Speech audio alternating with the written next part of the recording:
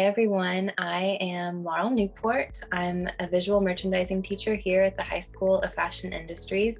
And today we are super excited and honored to have with us Adam Garza, who is the visual director for North America for Dolce & Gabbana. So Adam, welcome and thank you so much for being here with us today. Thank you. I'm excited to be here. What a privilege to be with such a fine group of people in this great school. You know, it's a school that I would have loved to attend. Well, we are excited to talk with you today. And I guess just to start, so we know that you're visual director for North America for Dolce & Gabbana. I guess how long have you been in that particular position? And then maybe tell us kind of just how long you've been in the industry in general. Okay, so in this current role with Dolce & Gabbana as visual director, I've been in the role most recently a year. However, this has been my career over time. I started basically in 2000, actually it was 2002. Can't even, it's been a while. But anyways, and it's something that progressed over time after college. I studied economics in college, and I have a bachelor's in economics and also a bachelor's in Spanish. I studied at Southern Methodist University in Dallas. That's where I grew up. I was born in Chicago. And also while in college, I studied a year abroad in Madrid. So that also linked with my Spanish bachelor's. But I always was curious and playful with fashion in my daily life growing up. I looked at magazines like Vogue or GQ, and then I would look in my parents' closet to see what I can come up with that looked similar and recreate that look. So I was a fan of vintage clothing, and you know, I didn't even know it was vintage, but it just was like, how am I gonna put this on myself and make it look like the magazine? And then it would make me feel good about myself, and it would make me feel good wearing it at school, and it kind of created my personality. And so my interests kind of grew from there. My parents were pretty fashionable. I didn't really realize it, but they were. And they were they looked great in their clothes and everything. So I was so grateful that my dad kept most of his clothes. And so I was able to use a lot of them and probably ruined them. But it was fun times. So how do you feel like that interest in fashion kind of led you to visual merchandising? Well, so since I studied economics, I knew I wanted to do international business, but with like some type of fashion, you know, in related to fashion. And I had some friends in college that had graduated before me, and their careers had started to grow. And I saw what they were doing, and basically one person that was kind of like I admired. She told me like the best way to get into fashion is to get it into retail. So I did just that. So I started after college, you know, graduating from college, which is so important. I entered retail. Yes, you could enter in retail beforehand. However, with the knowledge and skill and expertise that you have, that you gain through college, you will be so far ahead of other people in the same environment. So I entered in retail, and I just had the right personality of like being flexible and being a team player, and giving my insight with people that I became accustomed to working with, like my managers, and in terms, we would refresh the store, for example, like at Armani Exchange, that was one of my first retail jobs.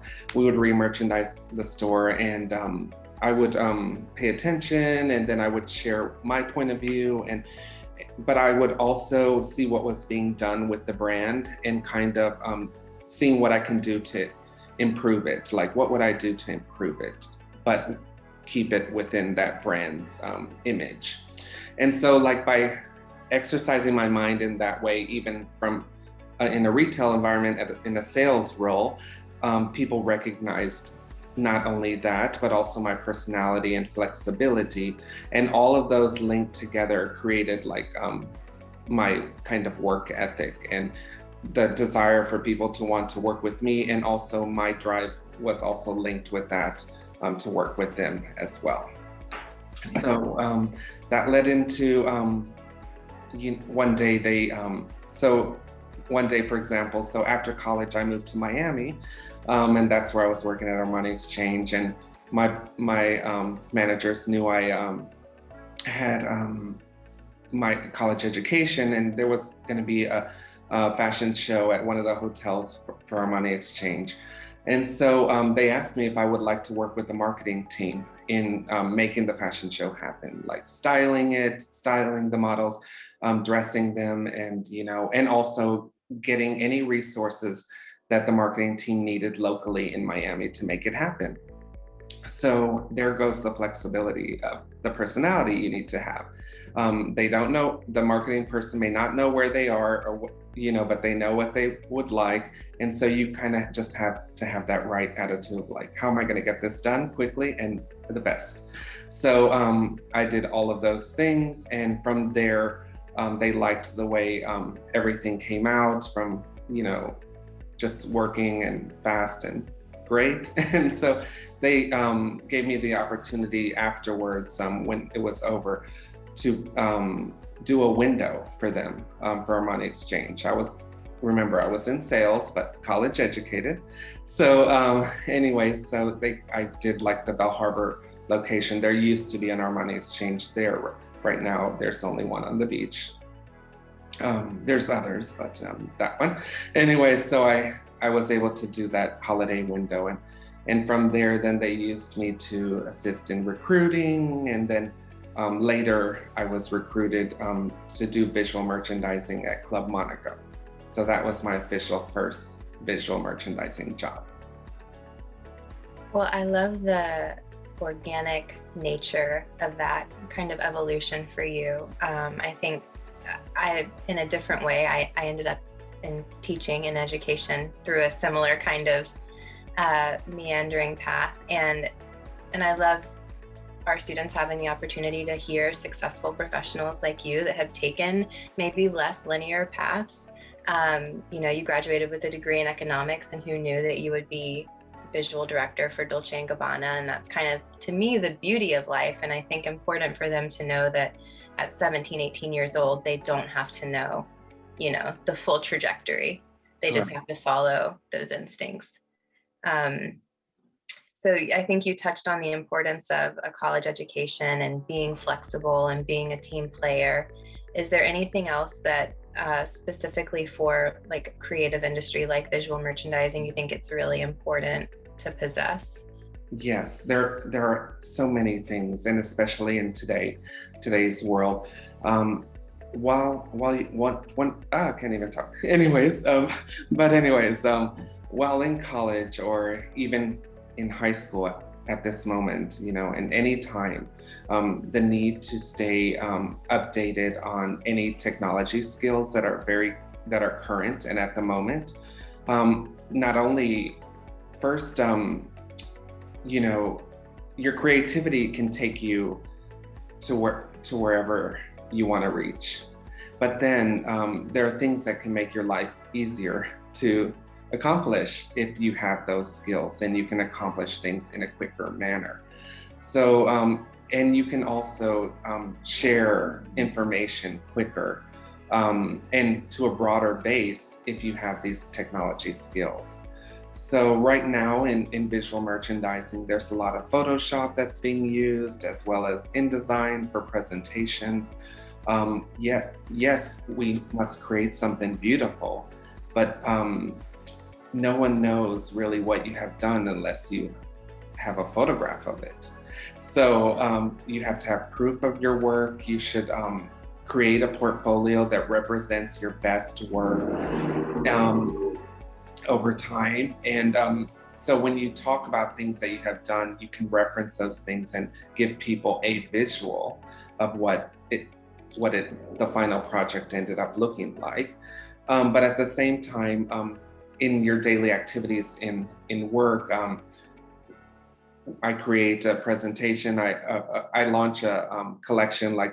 This week we launched Runway in the Fifth Avenue store as well as Madison Avenue store, and so we give the our headquarters in Milan the tour of the store, and we go from the windows to the interiors, and we photograph it in order by priority of the collections of what we create this document to how we want to storytell the store. So and and how you photograph it too. So photography is also a good skill to have, because you want to create that imagery, that mood as you are creating your presentation, so that when you share it with the designers, they are taken to that place. And so those are things we do. But on top of that, when you're overseeing like the US, and there may be like 20 stores, or there could be 150 stores, after you work on the project, then you need to share it with others so they can mimic the project in their location. So from New York to LA to the Midwest, Dallas or Florida, or even Canada, anywhere in the world, and you create a document so that other stores can mimic it, and your talent can be spread. So technology is really important. And right now with Photoshop, it's easy to create anything, make things simple for people to follow based on what you have created.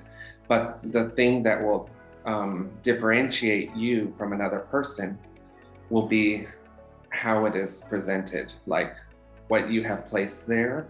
The creativity is what will be unique, and that's where you will see the talent of creative visual merchandising. One thing is to create a beautiful document, but does the product look good?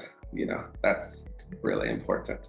But also it's important to get outside, work with different, have friends of different cultures or different interests. Not be judgmental, but actually learn from another person.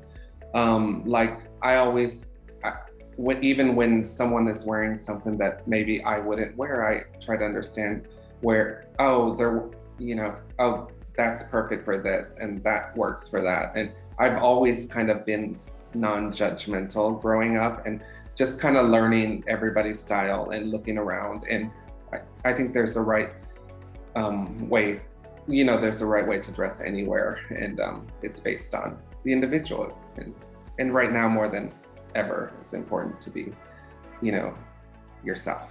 Well, I love that you spoke to the importance of open-mindedness and empathy, because I do agree that that the more that we learn about others, the more we can learn about ourselves. And in speaking to creativity, to your point about really making sure that you are having diverse experiences and having diverse friend groups, I think that the broader the spectrum that you're receiving inputs from, then the more outputs you're able to come up with. And from a creativity standpoint, I think that feels really important.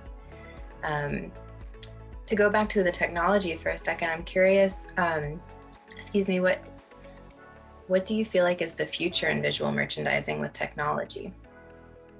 I think it's, going to be even more advanced. So whatever is the most current software to use, like it's good. Like personally, I would have also loved to have done graphic arts, but it takes a lot more technical skills and studying to be, and I still probably could have done the visual merchandising as well. So I think I would take a lot of different courses related to graphic arts these days. Even AutoCAD for architecture, so that you can draw a space, and make it very real. Because I think the bigger the base you can reach out to, the stronger role you can have.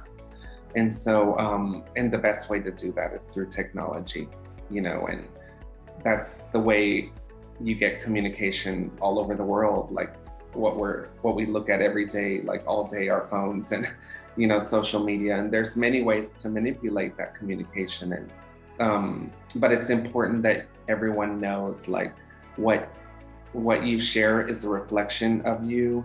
And so make sure that you are proud of everything that you share, whether it's in social media or your presentation or even your work, or your display. So when you're feeling a little tired, even in doing the display, you may be, oh my gosh, I had to be here at 6 a.m. and it's so many hours later and I'm still here. But just you have to have pride if you have pride in yourself, then you're gonna do everything you can to do something amazing and not give up. So those are kind of my inspirations, or where I get my passion from. To be honest, I get it from my parents as well.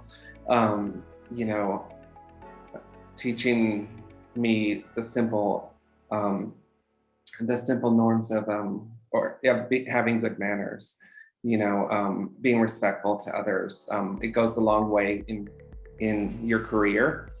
And so by having that politeness and approach, you're able to, you attract others, and everyone else wants to be a part of your display. And by attracting others, then that means more help.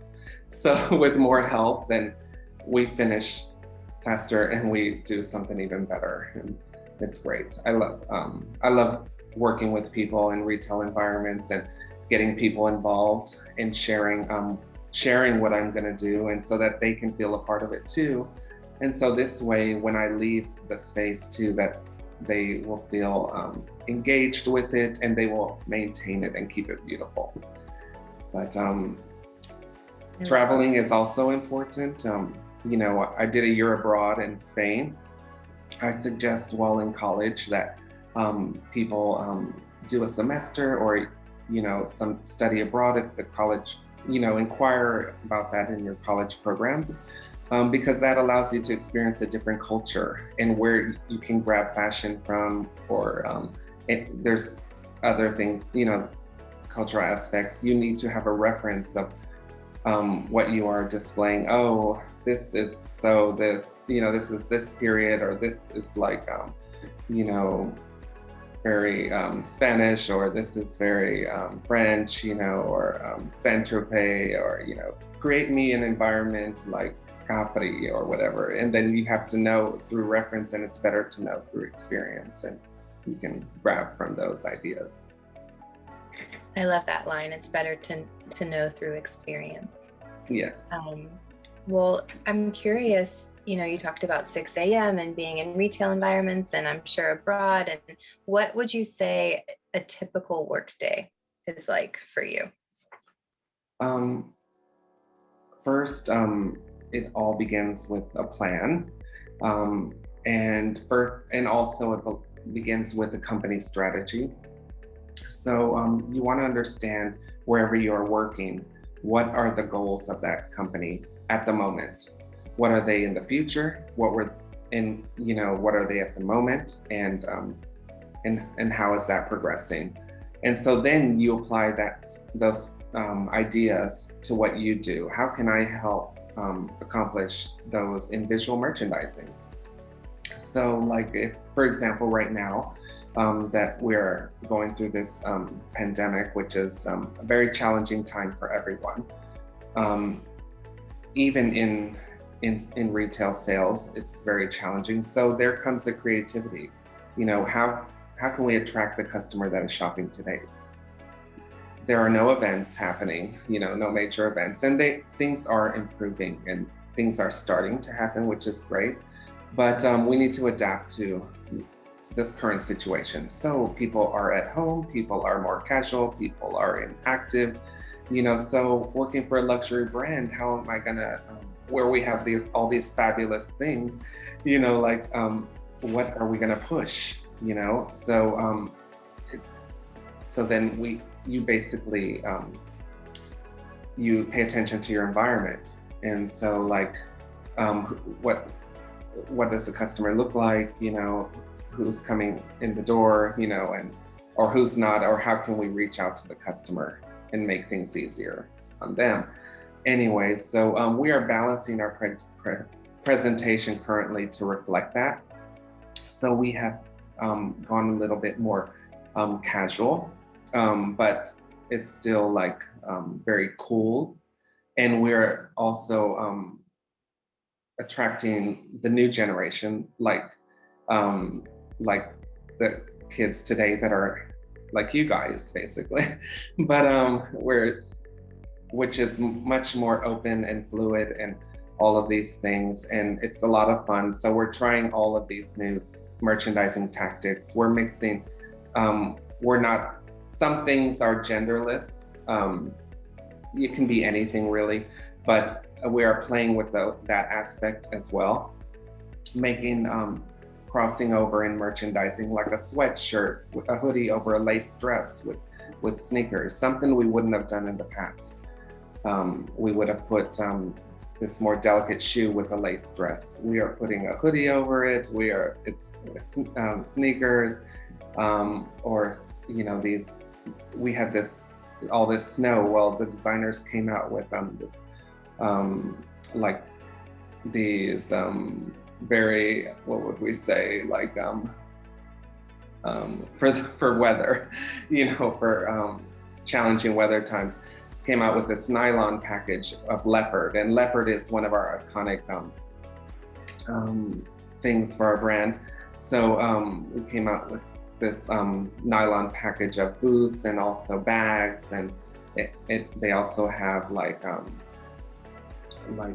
I guess goose down inside or whatever. But anyways, they're really cool. And basically my point is that it's important to be reactive to the current environment. And so we are doing a lot to attract that. And some brands aren't as flexible, but those brands are also, probably having challenges. Well, I think that in all of your responses today, you've given so much advice to our students. You've touched on so many intrapersonal and interpersonal skills that are important to have. But is there any other advice that you think you would give a student interested in a career in visual merchandising? Yes, I want to say it's important that that everything is going to take work. It's going to take passion. It's not going to be given to you. You have to go after it. When you have to constantly study, constantly reflect upon yourself on what you can do to improve any process or even your own personal skills. Let's see. Also, in terms of one thing that's very important is everyone will say they want to work in fashion, but are they doing the work to be prepared, to work in that environment? Are they studying fashion? What are you doing to work in fashion and to be the best in it? It takes work, studying, and practice, and education and experience, like what we have touched on today.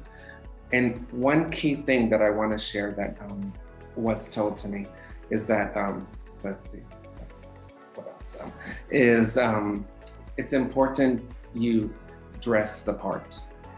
So in any environment, so where are you going? Who are you interviewing with for this role? You have the interview for that brand. Look at Vogue.com and look at their latest shows and what that brand, how they're styling the models.